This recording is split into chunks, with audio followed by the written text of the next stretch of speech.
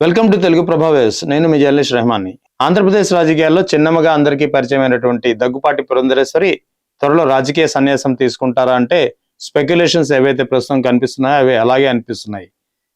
2004లో తొలిసారిగా రాజకీయాల్లో అరంగేటం చేసినటువంటి దగ్గుపాటి పురంధరేశ్వరి మొదటిసారిగా కాంగ్రెస్ పార్టీలో తరపున పోటీ చేశారు. అప్పట్లో 2004లో కాంగ్రెస్ పార్టీలో చేరడం ఒక పెద్ద సంచలనం. ఎందుకంటే ఏ పార్టీనైతే ద్వేషించి ఆమె తండ్రి తెలుగుదేశం పార్టీ స్థాపించారో అదే పార్టీలో ద్వారా ఆమె రాజకీయాల్లోకి అంటే ప్రత్యక్ష రాజకీయాల్లోకి ప్రవేశించడం అనేది అందరినీ ఆశ్చర్యపరిచింది. బాపట్ల నియోజకవర్గం నుంచి పోటీ చేసినటువంటి దగ్గుపాటి పురంధరేశ్వరి 2004 ఎన్నికల్లో తొలిసారిగా ఎంపీగా గెలిచారు. ఆ తర్వాత 2009లో విశాఖపట్నం నుంచి అదే కాంగ్రెస్ పార్టీ నుంచి మరోసారి కంటెస్ట్ చేసి గెలిచారు. సో రెండోసారి గెలిచిన తర్వాత మొదటిగా ఆమెకు హెచ్ఆర్డి మినిస్టర్, అప్పటి యూపీఏ ప్రభుత్వంలో హెచ్ఆర్డి మినిస్టర్గా పనిచేశారు. కొద్ది కాలానికి శాఖ మార్పు జరిగింది. మినిస్ట్రీ ఆఫ్ కామర్స్ మంత్రిగా బాధ్యతలు తీసుకున్నారు.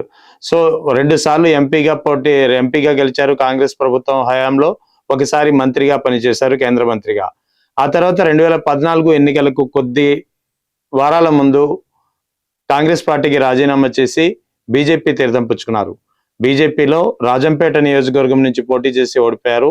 ఆ తర్వాత 2019 ఎన్నికల్లో, ఎప్పుడైతే 2014 ఎన్నికల్లో ఓటమి పాలయ్యారో 2019 ఎన్నికల్లో ఇక టికెట్ వస్తుందా రాదా, బీజేపీ నుంచి పోటీ చేస్తారా లేదా, రాజకీయ సన్యాసం తీసుకుంటారా అనే వార్తలు ఇప్పటికీ 5 ఏళ్ల క్రితం అంటే 2019లో కూడా ఇప్పుడు ఏ విధంగా అయితే స్పెక్యులేషన్స్ వస్తున్నాయో ఆమె రాజకీయ సన్యాసం తీసుకోనున్నట్టు ఇవే స్పెక్యులేషన్స్ 2019లో కూడా నడిచాయి. అయితే ఈ స్పెక్యులేషన్ అన్నిటికీ ఖండించినట్టు ఆమె 2019 ఎన్నికల్లో తిరిగి బీజేపీలోనే కొనసాగి మరోసారి విశాఖపట్నం నుంచి పోటీ చేసి ఓడిపోయారు. అంటే ఆమె రాజకీయ ప్రస్థానంలో 2004, 2009లో మొదటి 2 సార్లు బాపట్ల, విశాఖపట్నం నుంచి కాంగ్రెస్ తరపు నుంచి గెలిచారు. ఆ తర్వాత 2014, 2019 ఎన్నికల్లో రాజంపేట, విశాఖపట్నం నుంచి పోటీ చేసి ఓడిపోయారు. అంటే విశాఖపట్నంలో ఒకసారి గెలిచారు, ఒకసారి ఓడారు. అటు బాపట్లలో గెలిచారు, ఇటు రాజంపేటలో ఓడిపోయిన పరిస్థితి.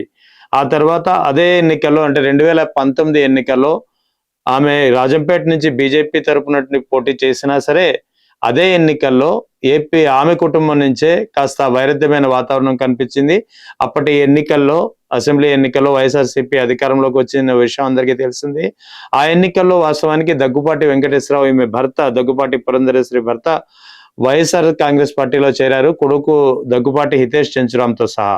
వాస్తవానికి ఆ ఎన్నికల్లో 2019 ఎన్నికల్లో దగ్గుపాటి వెంకటేశ్వరరావు కుమారుడు దగ్గుపాటి హితేష్ చెంచురాం పరుచూరు అసెంబ్లీ నియోజకవర్గం నుంచి ఎమ్మెల్యేగా వైఎస్ఆర్సీపీ నుంచి పోటీ చేయాల్సి ఉంది. అయితే చాలా కాలం ఆయన విదేశాల్లో ఉండడంతో అక్కడి పౌరసత్వం ఉన్న కారణంగా, ఆ టెక్నికల్ అంశాల కారణంగా ఆయన అభ్యర్థిత్వం చెల్లుబాటు కాదు అనే ఒక ప్రమాదం ఏర్పడడంతో చివరి నిమిషంలో ఎందుకు వచ్చిన రిస్క్ అనే ఉద్దేశంతో దగ్గుపాటి హితేష్ చెంచురాం కాస్త పక్కన ఉంటే అతని తండ్రి దగ్గుపాటి వెంకటేశ్వరరావు పరుచూరు అసెంబ్లీ స్థానం నుంచి 2019 ఎన్నికల్లో వైఎస్ఆర్ కాంగ్రెస్ పార్టీ తరపు నుంచి పోటీ చేశారు.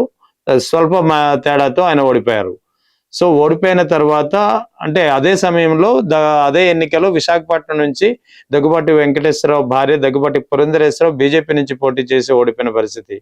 సో ఈ క్రమంలో 2019లోనే ఇక రాజకీయాలకు స్వస్తి చెబుతారు దగ్గుపాటి కుటుంబం ఉంటే ఆ తర్వాత భవిష్యత్తులో దగ్గుపాటి హితేష్ చెంచురాం రాజకీయ అరంగేటం ఉండవచ్చు అనేది చాలా కాలంగా ఒక స్పెక్యులేషన్ నడిచింది. కానీ ఆ తర్వాత ఆమె బీజేపీ రాష్ట్ర అధ్యక్షురాలుగా, ఏపీ అధ్యక్షురాలుగా కూడా పనిచేయడంతో ఈ స్పెక్యులేషన్లు అన్నిటికీ చెక్ పెట్టినట్లయింది. ఇప్పటికీ ఆమె బీజేపీలో కొనసాగుతున్నారు. గత ఎన్నికల్లో అంటే 2024లో ఎన్నికల్లో కూటమి ప్రభుత్వంలో భాగంగా తెలుగుదేశం, జనసేన, బీజేపీ మధ్య కుదిరినటువంటి ఒప్పందంలో భాగంగా ఆమె విశాఖపట్నం నుంచి, రాజమండ్రి నుంచి బీజేపీ తరపు నుంచి పోటీ చేసి గెలిచారు. ప్రస్తుతం ఇప్పుడు ఆమె ప్రస్తుతం 3వసారి ఎంపీగా ప్రాతినిధ్యం వహిస్తున్నారు. ఈసారి రాజమండ్రి నుంచి, అంటే ఒకసారి బాపట్ల నుంచి, మరోసారి విశాఖపట్నం నుంచి, ఇంకోసారి ఇప్పుడు రాజమండ్రి నుంచి ప్రాతినిధ్యం వహిస్తున్నారు ఎంపీగా. సో ఈ క్రమంలో అయితే ఇటీవల ప్రభుత్వం ఏర్పడిన తర్వాత కేంద్ర ప్రభుత్వం ఆమె మంత్రి పదవి ఆశించారని దక్కలేదు. సో ఈ క్రమంలో ఇక రాజకీయాలకు మరోసారి స్వస్తి చెప్తారు, ఈసారి ఖచ్చితంగా స్వస్తి చెబుతారు అనే ఒక వాదన గట్టిగా వినిపిస్తుంది. ఎందుకంటే ఇప్పటి వరకు నా దగ్గుబాటి వెంకటేశ్వరరావు వర్సెస్ నారా చంద్రబాబు నాయుడు కుటుంబాల మధ్య కాస్త విభేదాలు ఉండేవి. ఈ మధ్య కాలంలో ఈ విభేదాలన్నీ పక్కకు పోయి కాస్త సయోధ్య కుదిరిన వాతావరణం కనిపిస్తోంది.